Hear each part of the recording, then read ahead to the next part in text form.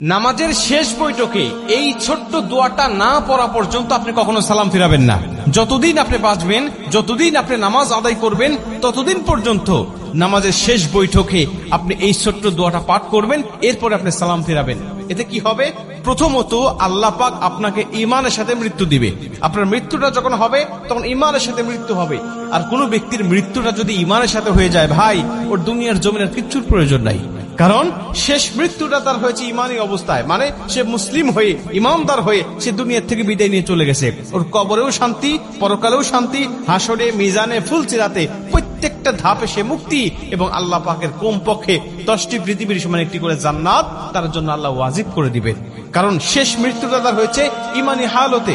সাহাবীদের মধ্যে অনেকেই ছিল যারা শেষ অবস্থায় ঈমান গ্রহণ করে তারা জান্নাতি হয়ে গেছে। আবার অনেকেই আছে রাসূল সাল্লাল্লাহু আলাইহি ওয়াসাল্লামের সাথে থেকেছে, নবীজির সাথে নামাজ পড়েছে, কিন্তু সে মুনাফিক হয়ে, বেঈমান হয়ে শেষ বিদায় নিয়েছে। আল্লাহ পাক তাদের জন্য জাহান্নাম অবধারিত করে রেখে দিয়েছে।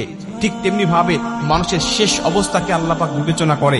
ঈমানদার হয়ে মৃত্যুবরণ করতে পারলে তার জীবনের কিচ্ছু প্রয়োজন নাই। এজন্য আল্লাহর কাছে এই দোয়াটা করতে পারলে আপনি ঈমানদার হয়ে দুনিয়া থেকে বিদায় নেবেন। 2 নম্বরের দোয়াটা পাঠ করলে আপনার কবরে আযাব আল্লাহ ক্ষমা করে দিবে। আপনার কবরে আযাব হবে না, কবরের মধ্যে কোনো ফিতনা হবে না। নবীজি বলেন, যে ব্যক্তি কবরের আযাব থেকে মুক্তি পেয়ে গেল, সব ধাপ থেকে সে মুক্তি পেয়ে গেল। কারণ কবর হলো প্রথম ঘাঁটি। এই ঘাঁটি থেকে মুক্তি পেয়ে গেলে আল্লাহ পাক সব ঘাঁটিতে তাকে মুক্ত করে দিবে এবং তাকে জান্নাত দান করবে। এবং 3 নম্বর হলো আল্লাহ জাহান্নামের আযাব থেকে, জাহান্নামের কষ্ট থেকে, জাহান্নামের পীড়া থেকে আল্লাহ তাকে মুক্তি দান করবেন।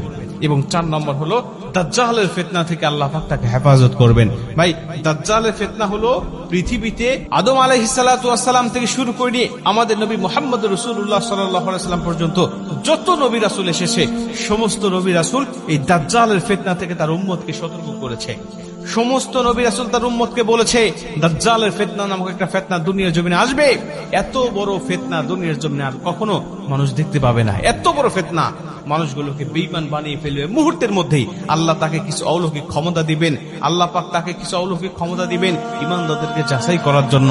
তখন এই দাজ্জাল এসে দুনিয়ার জমিনে তার অনুসারী আর অনুগামী করবেন মানুষগুলোকে।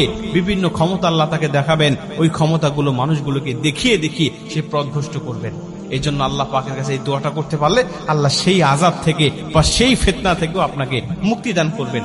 দোয়াটা ছোট্ট দোয়া আমি আপনাদেরকে বলি, সেটা হলো আল্লাহুম্মা ইন্নী আউযু বিকা মিন আযাবিল কবর, আল্লাহুম্মা ইন্নী আউযু বিকা মিন আযাবি জাহান্নাম, আল্লাহুম্মা ইন্নী আউযু বিকা মিনাল মাহইয়া ওয়া মামাত, আল্লাহুম্মা ইন্নী আউযু বিকা মিন ফিতনাতি মাসিহিদ দাজ্জাল। আপনি এই দোয়াটা পাঠ করবেন, এরপরে আপনি সালাম ফিরাবেন। এইটা যদি আপনি কন্টিনিউ করতে পারেন, এই আমলটা যদি আপনি কন্টিনিউ করতে পারেন, তাহলে আল্লাহ অবশ্যই আপনাকে এই 4টি ফিতনা থেকে আপনাকে হেফাজত করবে। ঈমানের সাথে মৃত্যু হবে, কবরের আযাব থেকে রক্ষা করবে, জাহান্নামের আযাব থেকে রক্ষা করবে, এবং আল্লাহ পাক আপনাকে ফিতনা, দাজ্জালের ফিতনা থেকে আল্লাহ হেফাজত করবে। তার মানে আপনি দুনিয়াতেও শান্তিতে বসবাস করতে পারবেন, এবং দুনিয়া থেকে বিদায় নেওয়া থেকে শুরু করে নিয়ে প্রত্যেকটা ধাপে আল্লাহ আপনাকে শান্তির ব্যবস্থা করে দিবেন, এবং শেষ শান্তির জায়গা জান্নাতের মধ্যে আল্লাহ আপনাকে চিরস্থায়ী বাসিন্দা করে দিবেন।